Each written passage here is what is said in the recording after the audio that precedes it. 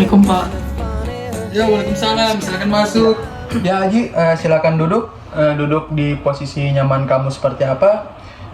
Kita di sini tidak perlu terburu-buru. Ya Pak. Saya senang kamu datang hari ini. Terima kasih kamu sudah meluangkan waktu kamu untuk bertemu Bapak. Kamu boleh rileks dulu. Haji tidak perlu langsung cerita apa yang kamu alami.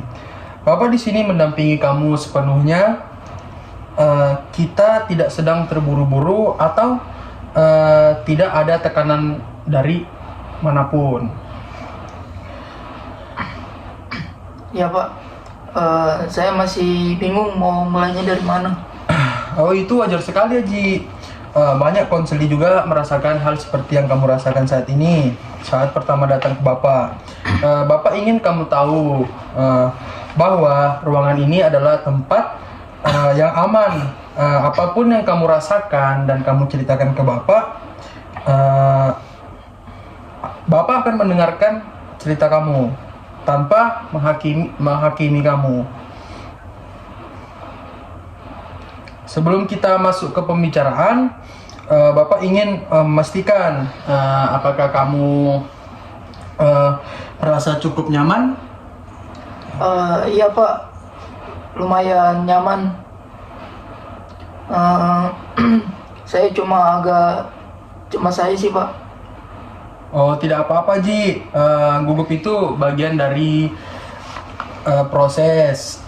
Semakin kita berbicara, biasanya rasa gugup itu akan hilang dengan sendirinya. Kamu tidak harus menjadi seseorang yang kuat atau selalu siap di ruangan ini. Kamu boleh jadi diri kamu sendiri dan apa adanya. Bapak ada di sini sepenuhnya untuk mendengarkan kamu bercerita dan permasalahan dari kamu. Apapun yang kamu ceritakan ke Bapak, Bapak jaga dengan baik. Pak, ya Pak. Terima kasih Pak. Kita mulai kapanpun kamu siap sesi konseling ini.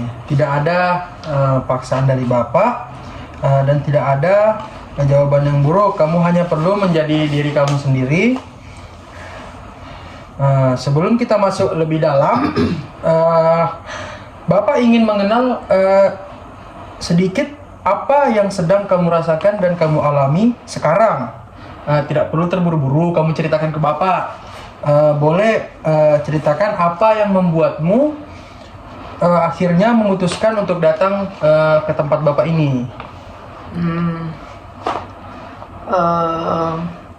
Saya sering cemas Pak. Rasanya tiba-tiba jantung saya berdebar. Pikiran saya tidak bisa berhenti. Kadang tanpa alasan tiba-tiba gugup begitu Pak.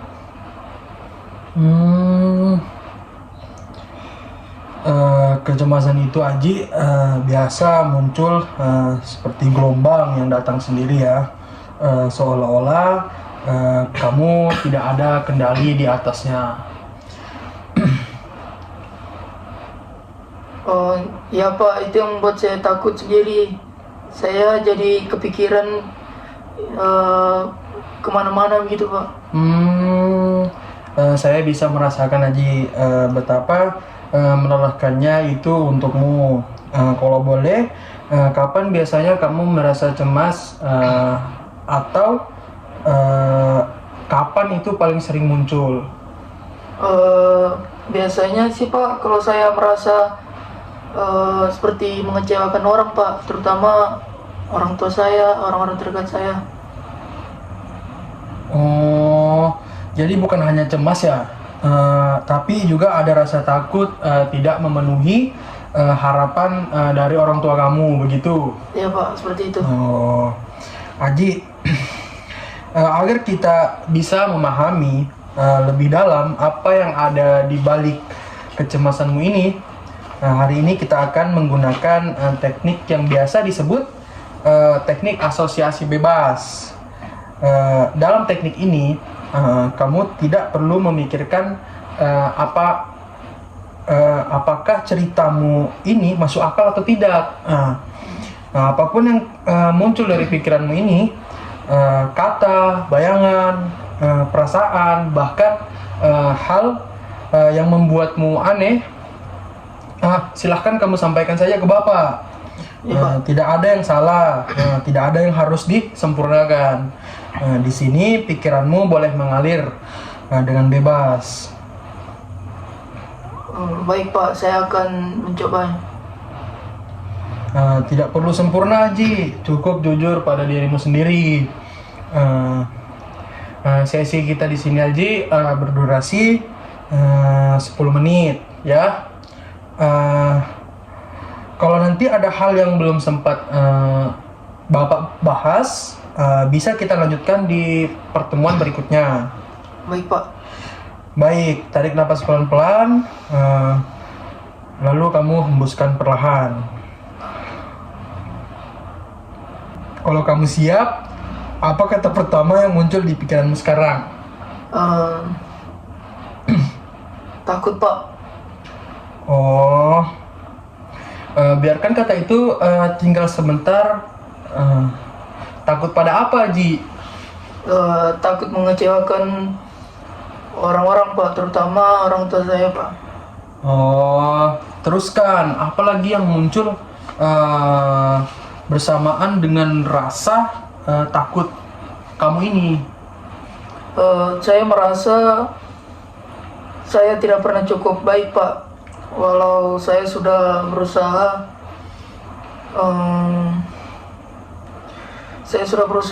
tetapi tetap saja merasa kurang Pak.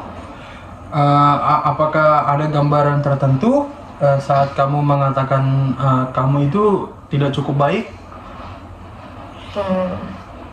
Saya ingat waktu SD, di situ waktu itu nilai matematika saya sangat jelek Pak, dan bapak saya marah ke saya Pak.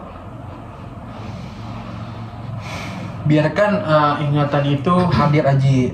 Bagaimana suasananya saat ini?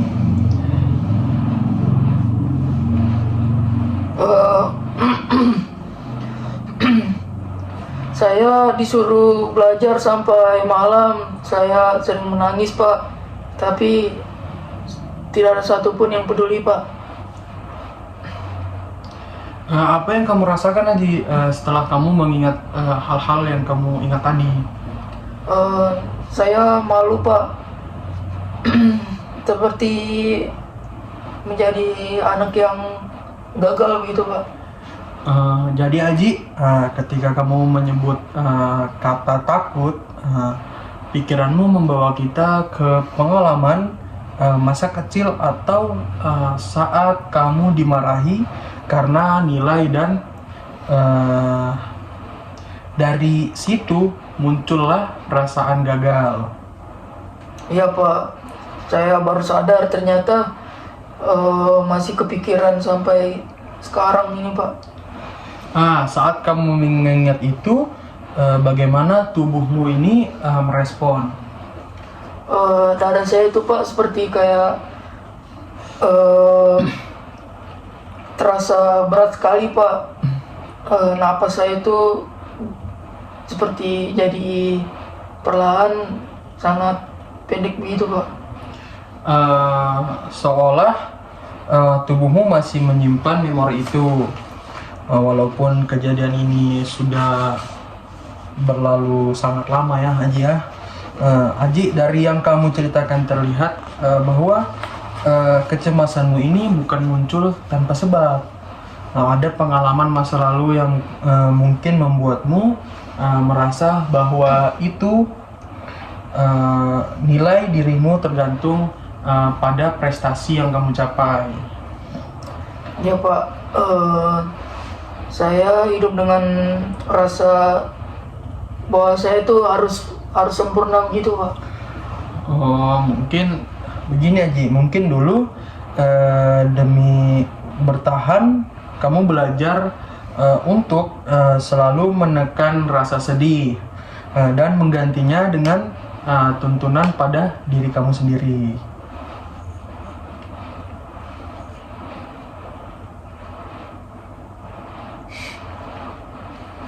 Sekarang setelah menyadari hubungan itu, kata apa yang muncul lagi di pikiran kamu? Eh, Capek pak. Capek bagaimana nih, Aji? Capek kayak harus selalu menjadi orang yang kuat pak. Nah, teruskan. Menjadi apa, lelah harus selalu menjadi yang terbaik begitu pak. Lelah seperti apa, Aji? Suara yang bilang itu seperti kayak kamu itu kurang, itu perkataan dari orang-orang pak. Oh, jadi itu yang membuat kamu capek. Jadi dalam dirimu ini, Aji, ada dua bagian. Ada satu, kamu ingin beristirahat dan cukup, dan kamu merasa cukup. Terus yang kedua, satu lagi, kamu dituntut dan dikritik. Ya pak, itu yang membuat saya itu, yang menuntut saya itu menjadi lebih kuat pak. Oh, dan dari situlah kecemasan kamu itu muncul, Aji. Bisa jadi capek atau suara-suara orang yang terus menuntut kamu itu berasal dari figur, entah itu dari ayah yang dulu keras terhadap kamu dan sekarang hidup sebagai suara-suara batin di diri kamu. Iya pak, saya bisa mendengar suara nada itu pak. Inilah yang disebut konflik batin, Aji. Bagaimana dirimu ingin damai, tapi bagian lain masih terjebak di dirimu, di kehidupan masa lalu kamu. Saya saya baru sadar pak, bahwa saya itu bukan lemah, tapi saya itu belum sembuh pak.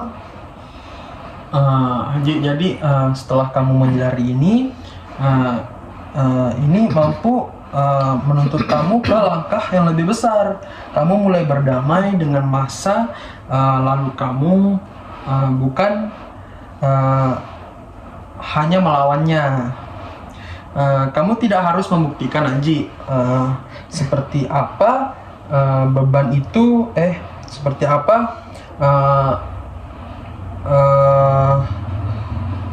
kamu tidak harus membuktikan apapun untuk kamu untuk layak dicintai dan dipedulikan oleh orang lain.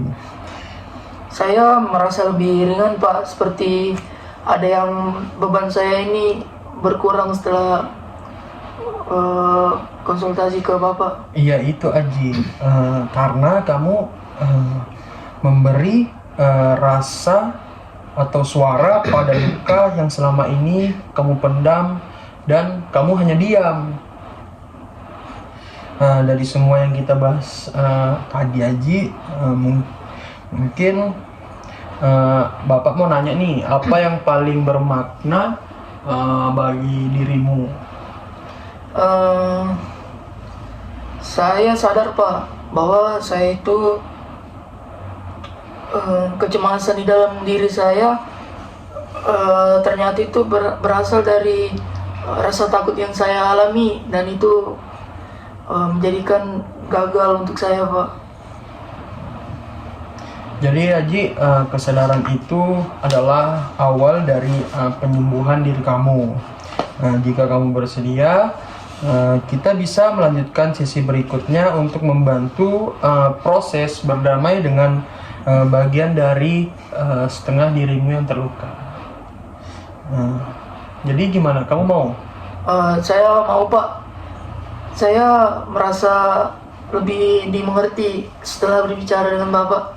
Ya, Bapak mengucapkan terima kasih sudah mempercayai Bapak pada proses sesi konseling ini.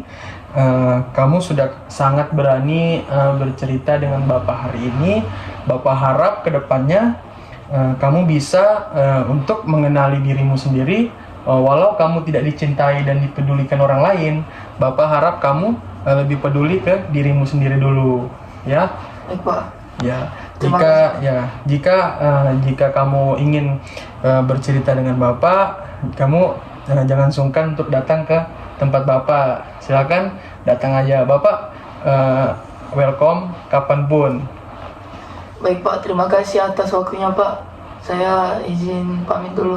Ya. Terima kasih, Pak. Terima kasih. Oke.